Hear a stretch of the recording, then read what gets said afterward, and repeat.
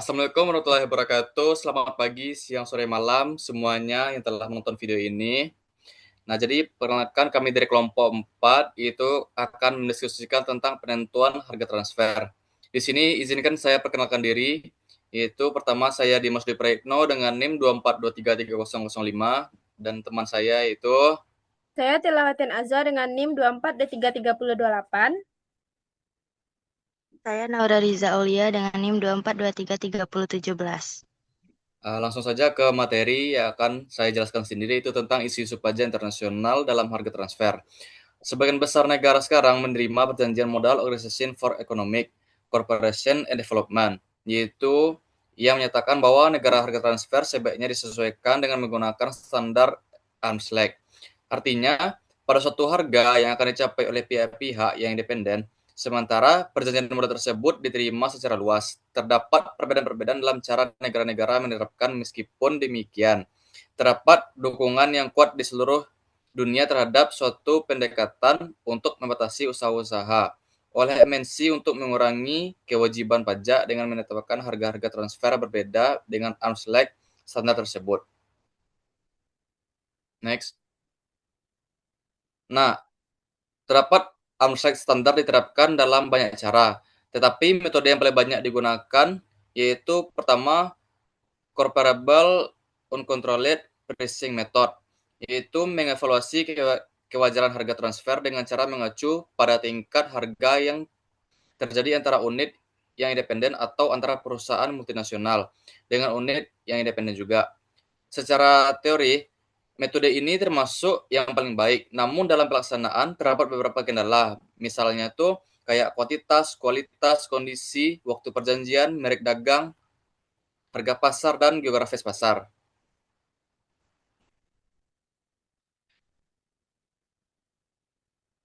Nah, kemudian isu-isu pajak internasional dalam harga transfer, yaitu next, yaitu pertama resale pricing method. Metode ini diterapkan untuk produk yang ditransfer ke anggota grup lain untuk dijual kembali. Kewajaran harga transfer didekati dengan pengurangan harga penjualan kepada pihak independen dengan suatu markup yang wajar. Itu dalam artian sebanyak laba dan biaya yang dijual. Kesulitan ini terjadi dalam penentukan markup. Yang kedua itu cost plus pricing method. Metode ini mendekati kewajaran harga transfer dengan menambahkan markup yang wajar pada harga pokok pihak yang mentransfer. Pendekatan ini umumnya dipakai dalam hal penyerahan barang setengah jadi atau semi-finished produk atau salah satu anggota grup sebagai subkontraktor dari yang lain. Kemudian yang ketiga itu isu-isu internasional outer method. Dalam keadaan tertentu, kombinasi ketiga metode di atas perlu diterapkan. Atau mungkin metode lain, misalnya alokasi laba yang diperoleh grup perusahaan dalam transaksi tertentu. Kalkulasi tingkat keuntungan yang patas pada investasi wajib pajak. Next. Kemudian perusahaan-perusahaan multinasional dan aspek pajak yang akan dibacakan oleh Naura. Silakan kepada Naura. Perusahaan multinasional dan aspek pajak. Multinasional Indonesia yang mempunyai unit atau anak perusahaan atau cabang atau perwakilan di luar negeri maupun perusahaan-perusahaan multinasional di luar negeri yang mempunyai unit di Indonesia pada umumnya akan senantiasa berusaha dengan instrumen harga transfer. Mencapai salah satu tujuannya memaksimalkan keuntungan dengan berupaya meminimalkan beban pajaknya, terutama pajak penghasilan badan. Next.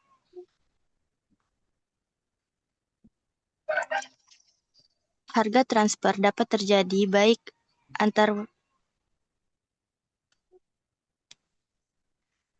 Harga transfer dapat terjadi baik antar wajib pajak dalam negeri maupun antar wajib pajak dalam negeri dengan pihak luar negeri, terutama yang berkedudukan di negara-negara dengan beban pajak rendah, terhadap transaksi antara wajib pajak yang mempunyai hubungan istimewa. Undang-Undang Perpajakan Indonesia menganut asas material. Hubungan istimewa tersebut dapat mengakibatkan kekurangwajaran harga, biaya, atau imbalan lain yang direalisasikan dalam suatu transaksi usaha. Harga transfer tersebut dapat mengakibatkan terjadinya penggalian penghasilan atau dasar pengenaan pajak dan atau biaya dari satu wajib pajak ke wajib pajak yang lain, yang dapat direkayasa untuk menekan keseluruhan jumlah pajak terutang atas wajib pajak yang mempunyai tujuan. Perlakuan harga transfer di Indonesia. Kekurangwajaran di atas dapat terjadi pada 1. Harga penjualan, 2. Harga pembelian, 3. Alokasi biaya administrasi dan umum atau biaya overhead, 4. Pembebanan bunga atas pemberian pinjaman oleh pemegang saham, 5. Komisi, lisensi, waralaba, sewa, royalti, imbalan jasa manajemen, imbalan jasa teknik, dan imbalan jasa yang lain. Dalam kasus pajak pertambahan nilai atau PPN, mekanisme kredit pajak akan secara otomatis menetralisir harga transfer. Namun, pertimbangan waktu pembayaran dipertimbangkan. Hal ini dapat ditempuh melalui harga transfer dengan menggeser. Saya kembalikan ke moderator. Terima kasih kepada Naura Riza. Selanjutnya materi yang akan dibacakan oleh Tilawatin Azwa. Kepada Tilawatin Azwa dipersilakan. Selanjutnya yaitu Advanced Pricing Argument atau apa? Adalah persetujuan di antara Internal Revenue Service atau IRS dan perusahaan dengan menggunakan harga transfer untuk menetapkan harga transfer yang disepakati. Apa biasanya diperoleh sebelum perusahaan terikat dalam transfer? Maksud dari program apa adalah memecahkan masalah perselisihan antar transfer dengan cara yang tepat dan menghindari proses pengendalian yang menghabiskan banyak biaya. Multiral apa adalah persetujuan mengenai harga transfer antar dua otoritas pajak dari dua negara antar wajib pajak yang terlibat dalam transaksi. Dalam konteks pajak, multilateral apa dapat ditempuh dengan pasal 9 dari perjanjian pajak, yaitu mengenal harga yang wajar dalam suatu kubur dan istimewa dan proses pengenaannya melalui pasal 25 dari perjanjian pajak, yaitu mengenai mutual argumen atau perjanjian bersama. Pasal 22 dari perjanjian pajak menyebutkan bahwa apabila terdapat suatu keraguan-raguan yang timbul dari interpretasi atau aplikasi atas keuntungan-keuntungan terdapat dalam perjanjian pajak.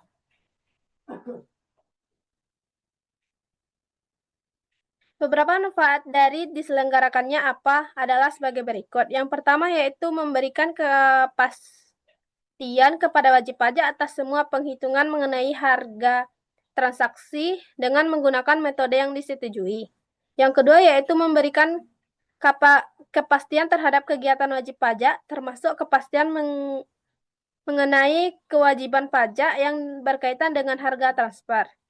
Yang ketiga yaitu ada mengurangi biaya dan waktu pada saat diaudit karena selama periode apa berlaku harga transaksi yang telah disepakati oleh wajib pajak dan otoritas pajak.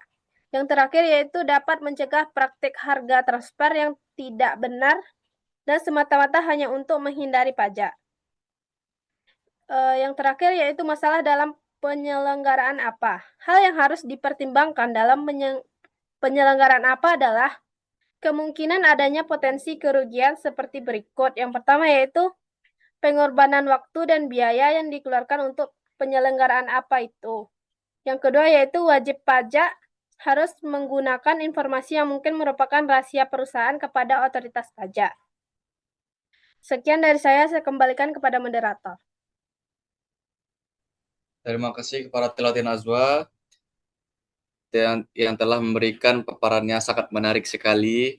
Kemudian kami akan memberikan sesi tanya jawab.